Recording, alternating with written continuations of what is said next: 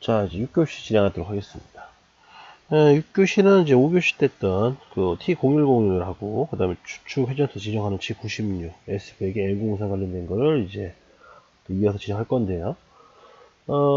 먼저, 전시회도 얘기했지만, 이 C선반은 가공 방부식이 황삭, 정삭, 홈, 나사라고 했어요. 그 중에 이제 황삭을 제일 먼저 하고요. 황삭 같은 경우에는 X값이 변화가 심하기 때문에 회전수 변화를, 줘야 된다고 했습니다. 이 회전수 변화 안 주게 되면 절삭성이 떨어져가지고 가공이 잘 안 돼요. 근데 이제 문제는 이 G96이 회전수 변화를 주는 코드인데, 이제 이 코드인데, 얘가 단점이 하나 있어요. 뭐가 있냐면, 회전수를 변화를 주는데, 이 고속에 관련된 거는 제어가 안 돼요. 그러니까 무조건 최대 회전수 도는데, 그 최대 회전수가 상상을 초월하는 그런 회전수 나옵니다. 예를 들어서 100만 RPM까지 막 도는 경우도 있어요. 그래서 저는 그냥 10만 정도라고 설명하는데, 10만 RPM까지도 나올 수가 있습니다. 이 공식에 의해서. G96은 이 공식을 쓴다고 했죠. 이 공식에 의해서 회전수가 10만 RPM까지 그 이상 나올 수도 있고요. 나옵니다. 근데 문제는 CA 선반이나 장비는 이 회전수를 지원을 못 해주죠. 그래서 아마 제가 알기로는 CA 선반 회전수가 거의 8000rpm, 또 10,000rpm 정도까지 도는 걸로 나오는 걸로 알고 있는데, 그 정도밖에 지원을 안 해준다는 거죠.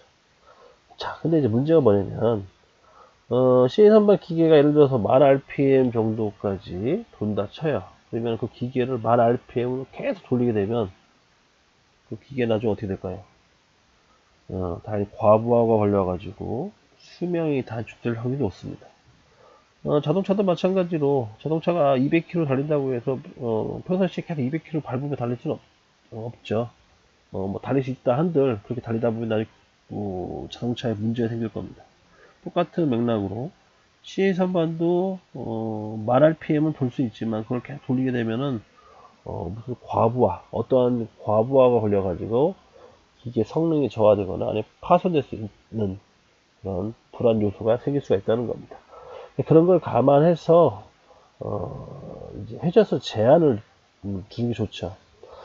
제한 같은 경우에는 최대 성능을 100% 잡으면 대략 한 50에서 40% 정도까지 제한을 두고 그 안에서만 돌게끔 하는 게 뭐 기계에 이제 그 어떤 과부하 걸리지 않게끔 하는 뭐 하나의 방법일 수 있거든요.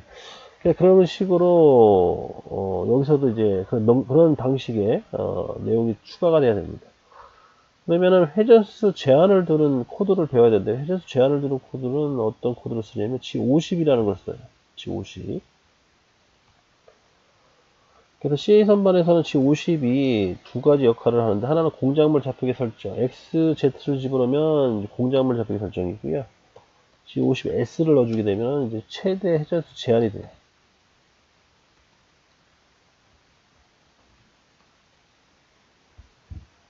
G50S 얼마 하면은 그 값이 최대치 되는 겁니다. 그 이상 안 들어간다는 거죠. 근데 이제 회사마다 뭐 다른데 이 값은 저는 이제 어차피 현재 이 동영상 같은 경우에는 자격증 기준으로 하게 되면 자격증 기준으로 했을 때는 회전수는 대략 한 G50 S 2000 정도만 줘도 충분합니다. 이게 뭔 말이냐? G96을 써가지고 계산 공식이 위해서 회전수 값이 나오는데 그 회전수 값이 2000이 넘어간다. 그러면 무조건 다 2000으로 끊어서 그냥 돈다는 뜻이죠. 안전장치 개념인데 과부하 걸리지 않게끔 하는.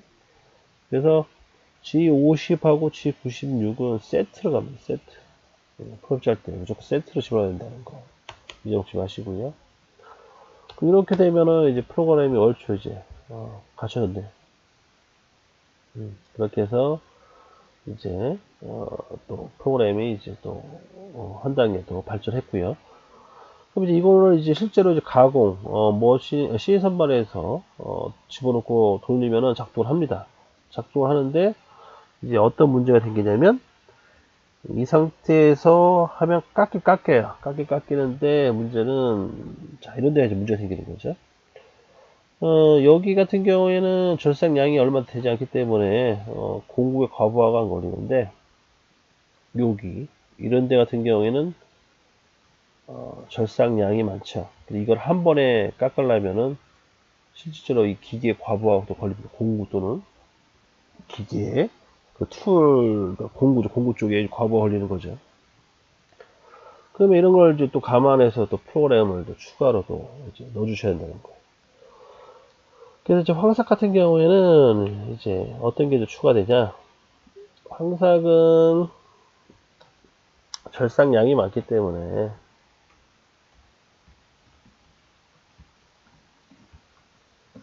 일회 절삭으로는 가공을 안 한다. 그래서 여러 번 나누어서 가공을 진행해야 된다. 근데 이제 문제는 이 여러 번 나누어서 가공을 진행하려면 프로그램이 엄청 또 길어지고 복잡해져요. 그래서 초보자들한테는 엄청 이게 좀 불편하죠. 그래서 이제 이때 이제 필요한 게 뭐냐, 사이클 기능을 이제 추가로 집어넣어야 됩니다. 사이클이라는 거는 여기서는 무슨 뜻을 하냐면 무한 반복이라는 뜻이에요. 무한 반복. 반복적으로 쓰겠다. 자동적으로 쓰겠다는 거겠죠. 여기 이제 필요한 코드가 뭐냐, G71이라는 코드가 들어가요. G71 두 개가 들어갑니다. 첫 번째 G71 U 값과 R 값이 들어가고요. 그 다음에 두 번째 G71에 U가 아니라 P, Q, U, W, F가 들어갑니다. 이렇게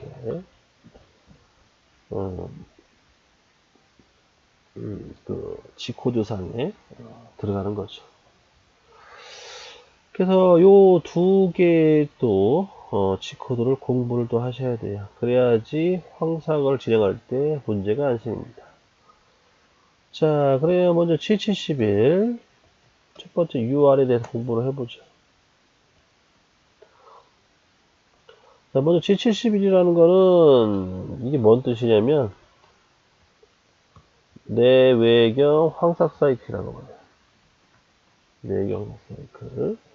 그래서 내경이나 외경을 깎을 때 쓰는 자동 코드라고 보시면 되겠고요.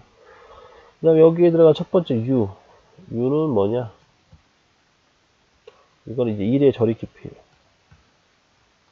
1의 절입 깊이. 한 번 깎을 때 몇 미씩 들어갈 거냐? 그걸 말하는 겁니다. 절입 깊이. 그 다음에 R.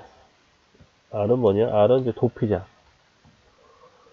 도피량이라는 건 뭐냐면, 이제 깎고 나서 제자리에 들어가는데, 가공이 끝나면 다시 제자리로 돌아가야 되거든요. 또 깎아야 되니까. 그때 떨어지는 거리를 말합니다. 얼마큼 떨어질 거냐. 그게 도피량을 뜻하는 거고요. 그 다음에 다시 또 G71. P. P라는 건 뭐냐면, 이게 이제 그 제품 형상을 이제 표현하는 건데, 제품 형상. 그래서 여기서는 공구 이동 경로라고 합니다. 공구 이동 경로. 공구 이동 경로 시작점을 말하는 거고요. 공구 이동 경로가 결론적으로 제품 형상이거든요. 공구 이동 경로 시작점을 이제 말하는 거고, 그 다음에 Q. Q는 똑같은 맥락인데, 여기는 끝점을 이제 말하는 거고, 끝점. 공구 이동 경로의 끝나는 지점을 말하는 겁니다.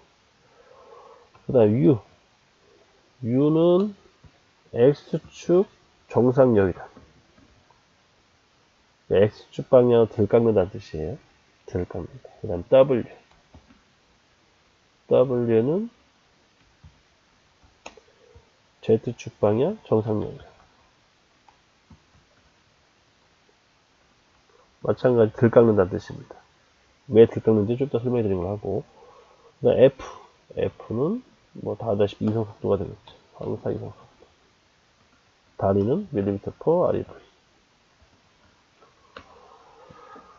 자, 이렇게 해서 설명을 드렸습니다. 그래서 요 코드가 이제 들어가 주셔야 돼요. 자, 그러면 이제 봅시다. 먼저 정상 여유량에 대해서 공부를 좀 해보죠. UW. 자, 덜 깎는다는 얘기다고, 덜 깎는다고 이제 얘기를 드렸는데.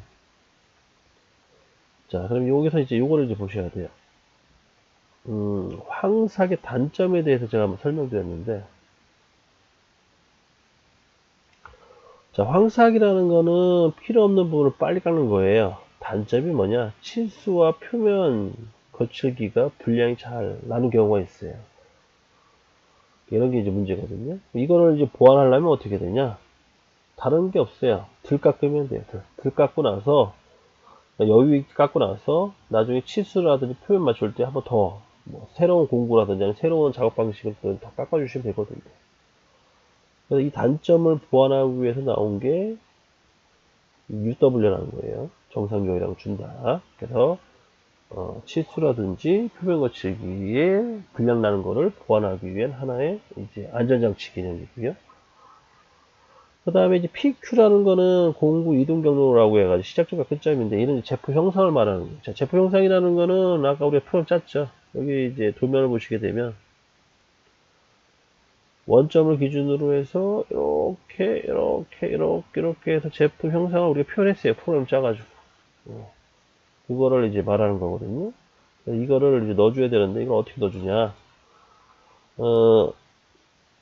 이 P라는 거는 이 블록 번호 호출 개념이에요. 블록 번호 호출.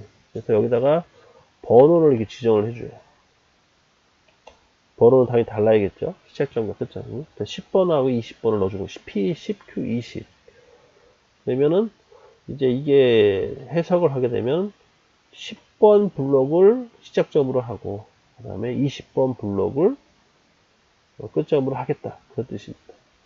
근데 우리는 아직 이 블록 지정하는 거, 그러니까 블록에다가 번호 지정하는 건 아직 안 배웠어요. 근데 되게 간단합니다. 간단하기 때문에 바로 좀 설명해 드릴게요. 자, 예를 들어서 내가 이 명령어 줄, 이 블록을 10번으로 만들고 싶다. 그럴 경우에는 어떻게 하냐? 앞에다가 그냥 N10 넣어주시면 돼요. N10.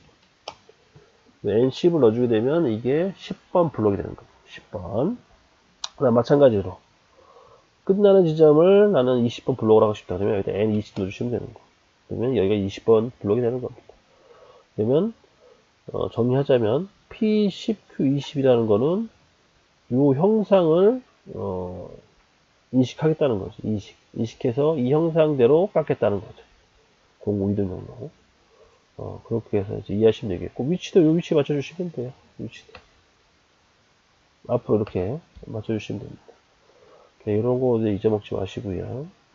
이렇게 해서 이제 프로그램 P10Q20까지 설명해 드렸고요.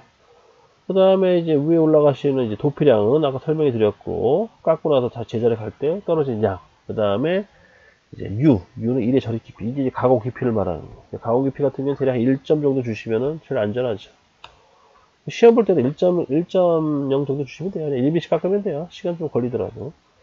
그 다음에 R값은 대략 이것도 마찬가지로 1점 정도 주시고. 그러면 아주 안전하게 제품을 깎을 수가 있습니다. 근데 이건 실무용은 아니에요. 회사에서 쓰는 거는. 회사에서 이렇게 쓰면 욕먹을 수도 있어요. 그래서 회사에서는, 상황에 맞춰서 수정해야 되고, 자격증 검증할 때는 U1점, R1점 넣어주시면 됩니다. 그러면 1의 가공 깊이 1mm 들어간 거고요. 그 다음에 R값은 도피량은 1mm만 떨어진 거라고 보시면 되겠습니다. 그래서 이제 정리하자면은 이렇게 들어가겠죠. G71, U1점, R1점. G71, P10, Q20, U0.4, 그 다음에 U0.4, W0.4, F0. 이렇게 들어갔는데, 지금 U랑 W는 제가 이미 준 거예요.